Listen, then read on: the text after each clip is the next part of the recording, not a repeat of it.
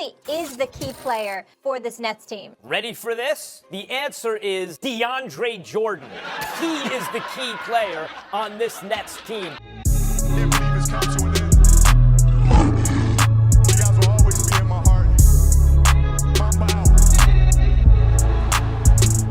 So what is good, YouTube? We are back here for another video, and in today's video, I'm going to be reacting to some of y'all's hottest take. I actually put this in my community tab like 5 days ago. I asked for you guys' hottest take of this NBA season, and I guess you guys are just not rocking with me at all because this thing only got like 12 comments, and shouts out to everybody who actually participated. I really do appreciate it, guys. Let me know if you guys want me to make a part 2 of this video. Let's get 150 likes, and maybe you guys can be featured in the next one. But other than that, guys, let's get straight into these comments, and this should be a pretty good video. So we're gonna be starting off with Levi, because Levi is saying that Anthony Edwards' impact in his prime is gonna be like 2019, 2020 Gallinari. I don't really know how to really take this hot take because that's kind of being mid. I mean, we all know that the best player on that team was Chris Paul, and last season Gallo put up like 19 points and shot like 41% from the three. So basically, you're saying that at his peak, Edwards is going to be a high-level role player. I guess that's what you're saying, and if that's true, maybe, but I hope for the Timberwolves' sake you're wrong, because that would be very sad, especially with the way that Melo, James Wiseman looks, and Tyrese Halliburton, because that ain't gonna really be it. I mean, granted, Wiggins is doing the same thing now in Golden State, so I don't know. I'm not gonna say that I agree or that I disagree. I'm kind of indifferent, because Edwards being a superstar, that's not guaranteed. So maybe in his prime he is like 2020 Gallo, but once again, really hope that you're wrong, man. Timberwolves fans gotta be sick reading this comment. The next hot take is from the homie Bernard. I've seen him comment on tons of videos, and he says the Sixers will have 3 All-Stars because they are the #1 seed. All right, so I know that you made this comment like 5 days ago, and that was leading up the All-Star selections, but yeah, obviously I disagree.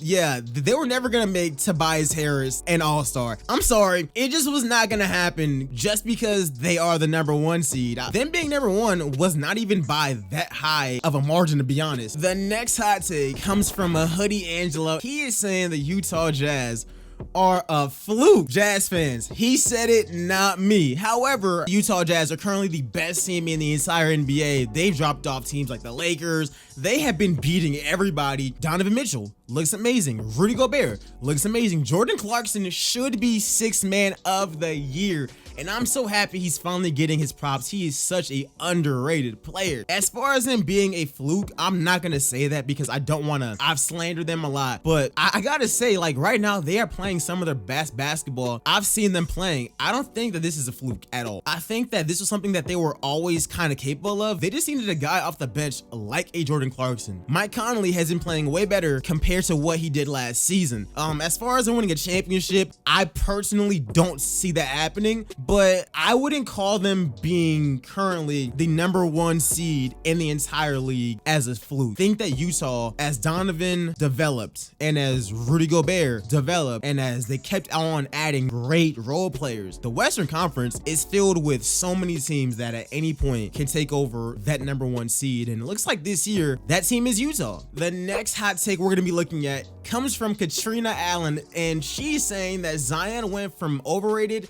to incredibly underrated, and I don't even gotta explain this. I cold-heartedly agree with this. This is 100% facts in my opinion. Obviously, last year Zion was overrated, man. He played like 10 games. We had Colin Cowherd saying that Zion is like one of the top 5 best players in the league, or whenever Zion was like at Duke, Colin was saying that Zion is already top 15 in the league, and that was insane, especially after seeing a super duper small sample size, and that can make somebody very overrated very quickly. However, this season Zion made the All-Star team, and people are mad about that. Like, but it's like, do you guys realize what Zion is doing now? Zion is breaking Michael Jordan type records. Zion is on pace this season to be like one of 5 players to average 24 plus points on over 61% efficiency. Only other guys on that list are like Wilt Chamberlain, Kevin McHale, I think Kareem, and now Zion. Like, that is actually ridiculous. Like, Shaq was reacting to it on TNT and he was shocked that he was not even on that list. Zion is historically efficient. It feels like last season, the NBA, Adam Silver, the media was trying to hand the league to Zion. And it looks like they had another kid, Lamelo, and they forgot all about that guy.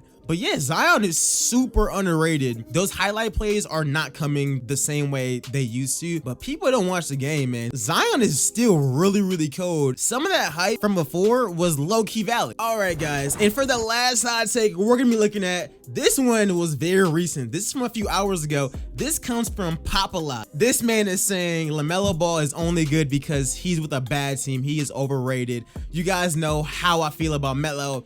And